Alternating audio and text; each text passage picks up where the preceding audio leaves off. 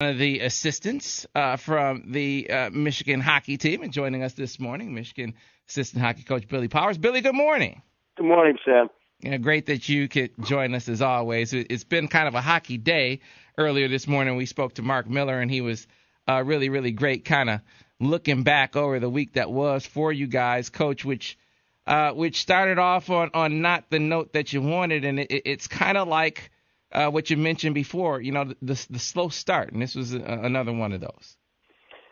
Yeah, we went back on the road last Friday in Ohio State. We had the earlier game in Ohio State was kind of a wild game. The score was 10-6, and not a game that we ended up winning 10-6, but obviously giving up 6 is way too many. And we were hoping to go in there and obviously be in a tighter, more defensive kind of game, and that didn't happen, and we were on the wrong end of it on Friday, and then of course Sunday was an opportunity that we had to bounce back, must win at home, and it was good to be home. We hadn't played a home game. I think it was, someone mentioned it was about 42 or 43 days.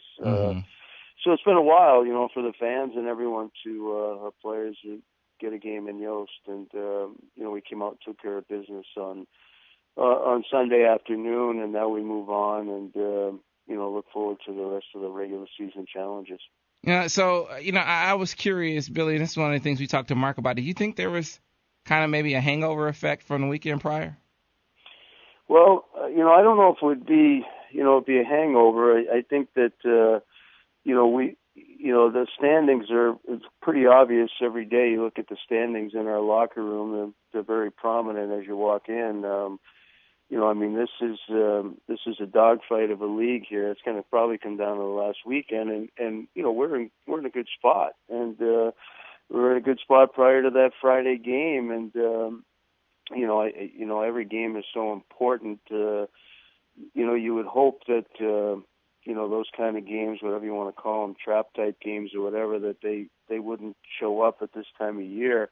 And so, I think that, Ohio State, their goaltender in particular, will tell you that, we talk about the start and our first period actually down there, we pretty much controlled the play. And, if you kind of look at the chances for and against, their goalie was a huge factor in the game. So, we didn't play poorly. As a matter of fact, our entire staff felt like Ohio State played a better game here on Sunday than they did at home on Friday. Puck was going in on our end, and their goalie was standing on his head. So that had a lot to do with it. I think that we had our opportunities, in particular early down in Ohio State. So I thought we were ready to go. Maybe we got frustrated, and just the fact that we couldn't score, and we used to be able to score, and that caused some problems. But again. Hard to get it in their net, and a couple were too easy to go on ours. It's not a good combination. Yeah, big-time performances from Dylan Larkin and Zach Hyman both had 4-point nights. Zach Werenski had 2 goals, and Steve had a good game. One question that I want to focus on really quickly from that game. This came from one of the fans. Do you feel like, I don't even know if you're going to answer this, but I'm going to ask it anyway. Mm-hmm. Do you feel like that? You feel like that? I know you don't want to talk about officials, but you feel like Michael Downing is being targeted, that they're being a little too hard on him at this point, 5-minute major in the game? Yeah, that's a good observation by the fan, or a good question, and he's a heavy hitter.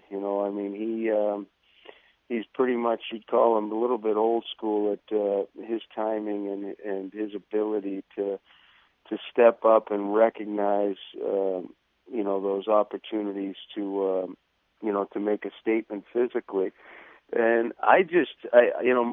you don't see a lot of hits the way that he does hit. And I don't think the referees know it sometimes, never mind if it's a penalty, but if it is, what to call. And I mean that, it's a unique style of hitting, and I don't know if I wouldn't comment on whether he'd be being targeted or not.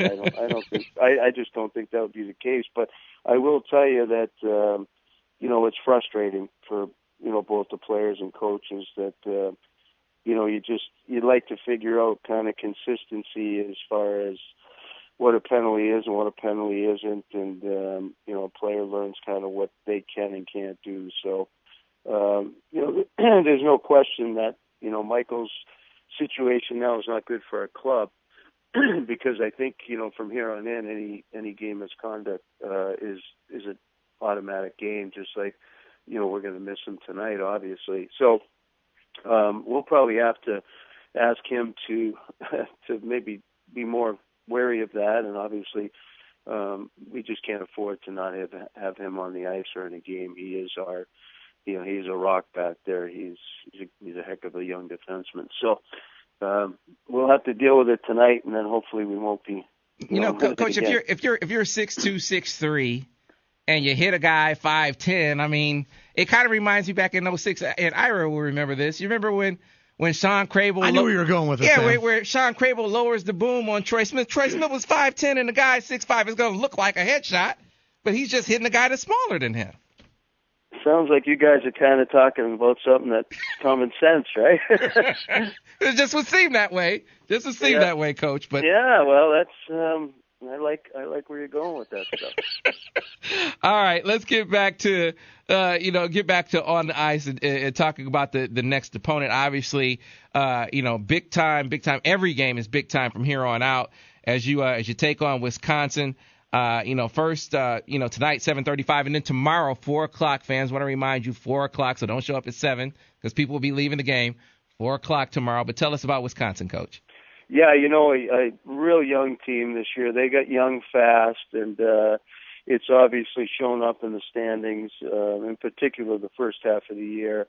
I think when you're dressing 8 or 9 freshmen a night, and they had a real tough non-conference schedule, which was a difficult year for them to have that with being so young. So we expected that they'd be a better team in the second half, and I think that they're showing that. I think that anytime you get a young group that gets to get that experience, you're going to start to see their best hockey because they're young. Just because they're young, they're really talented young guys. So they're all going to figure it out, and Wisconsin will be back to where they usually are. I know it's unusual for them to be in the bottom of the standings, but we understand kind of as a group, and we talked about it all week, that I think prior to their Saturday loss to Michigan State, I think they'd won 2 in a row, and so they come in here.